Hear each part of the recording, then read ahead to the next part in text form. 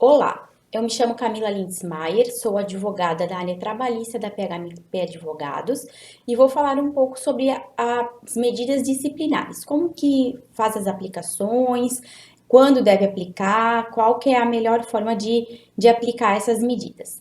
A aplicação das medidas disciplinares que são conhecidas como advertências, suspensões e até uma possível justa causa, eles são poderes diretivos do empregador.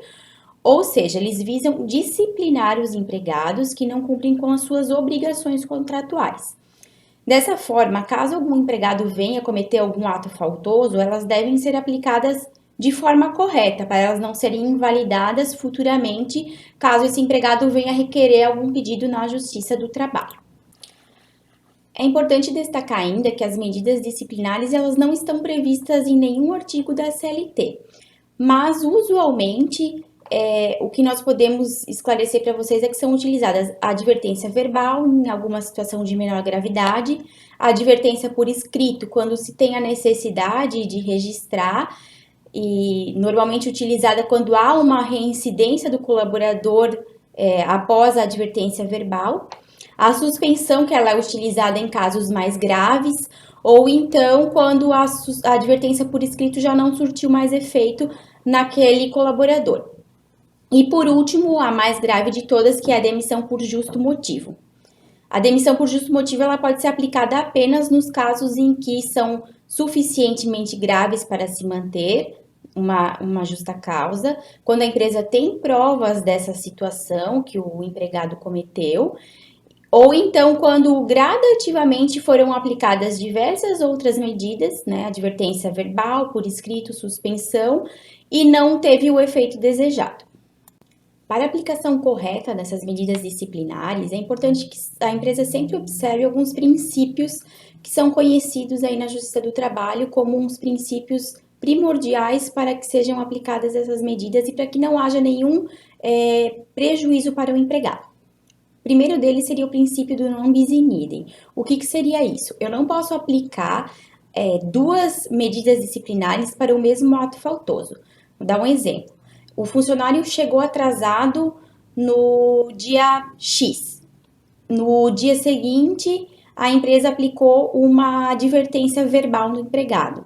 E posteriormente repensou aquilo e aplicou uma advertência por escrito. Essa situação, então, é considerada um bis in idem, ou seja, está sendo aplicado duas medidas para o mesmo ato faltoso.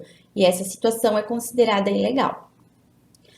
Tem o perdão tácito, o princípio da imediatidade, que também deve ser observado. Ou seja, o empregado chegou atrasado, né, o mesmo exemplo anterior, o empregado chegou atrasado no dia tal. Eu vou aplicar essa advertência só no dia seguinte. O correto seria aplicar no dia ali, ele chegou, já aplica a advertência. Então, tem situações até que se entende que pode esperar um pouco. Por exemplo, eu estou verificando uma situação de roubo dentro da empresa. Estou verificando essa situação, chegou ao conhecimento da empresa, é óbvio que a empresa não vai aplicar diretamente uma justa causa sem apurar todos os fatos da melhor forma possível para que não seja feito alguma rescisão por justo motivo de forma irregular ou até de algum funcionário que foi prejudicado e não cometeu aquele ato faltoso. O princípio da proporcionalidade ele também deve ser observado. O que seria? Eu devo aplicar a medida disciplinar de acordo com a gravidade do ato faltoso. Então, eu não posso aplicar uma justa causa num colaborador que chegou atrasado ao trabalho uma vez. Né? Essas situações elas devem ser construídas de forma gradativa. E é por isso que a gente sempre orienta que as empresas utilizem desse poder disciplinar, porque o funcionário faltou várias vezes ao trabalho. Chega uma hora que a empresa, não aguento mais, não quero mais esse funcionário, ele está chegando todo o tempo atrasado, faltando sem avisar. Então, se a empresa não construiu essa eventual justa causa, ela não foi advertência por escrito, suspensão de um dia, suspensão de 3 dias, uma justa causa, a empresa não pode simplesmente chegar lá, você faltou tantos dias e eu vou aplicar uma justa causa nesse caso. Agora, situações até podemos dizer da atualidade, um funcionário que está afastado por Covid, né, do trabalho e vai passar férias com a família em determinada cidade. Ou seja, isso é uma situação que a gente entende que pode ser considerado um ato faltoso, que um ato faltoso grave que justifique uma justa causa. Que inclusive até nós tivemos uma decisão recente nessa situação no Tribunal Regional do Trabalho aqui de Santa Catarina, que manteve uma justa causa aplicada para uma funcionária que estava isolada por conta da Covid e foi viajar com a família. Alguns exemplos importantes também que a gente pode mencionar referente ao poder diretivo do empregador e que vá servir para que ele consiga educar os seus colaboradores seria, por exemplo, o uso de IPIs. As empresas elas não devem só fornecer o IPI, como também fiscalizar o uso.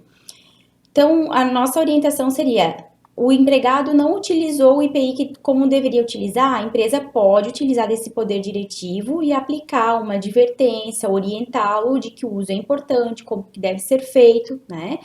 E também utilizar isso para eventualmente numa ação judicial requerendo uma insalubridade, a empresa comprova que entregou, mas comprova que fiscalizou. Ah, o empregado alega que não recebia, mas não utilizava.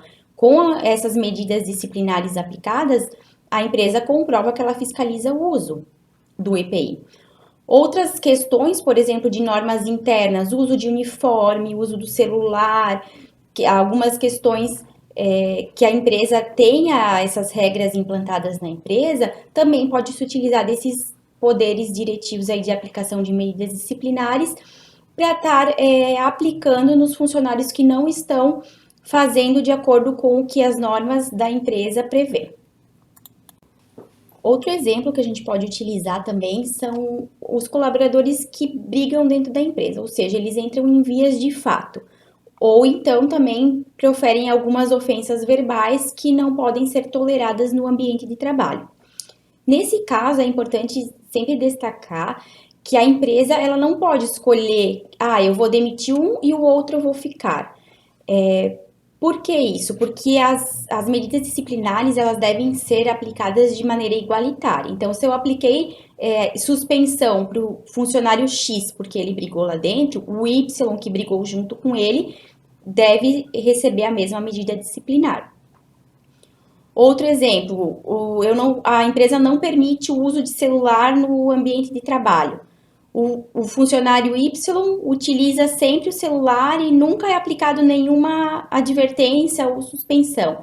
O funcionário X utilizou um dia e a empresa aplicou uma advertência ou uma suspensão para ele. Então, são situações que, se verificadas no âmbito da Justiça do Trabalho, essas advertências, suspensões, elas podem ser revertidas e consideradas como inexistentes.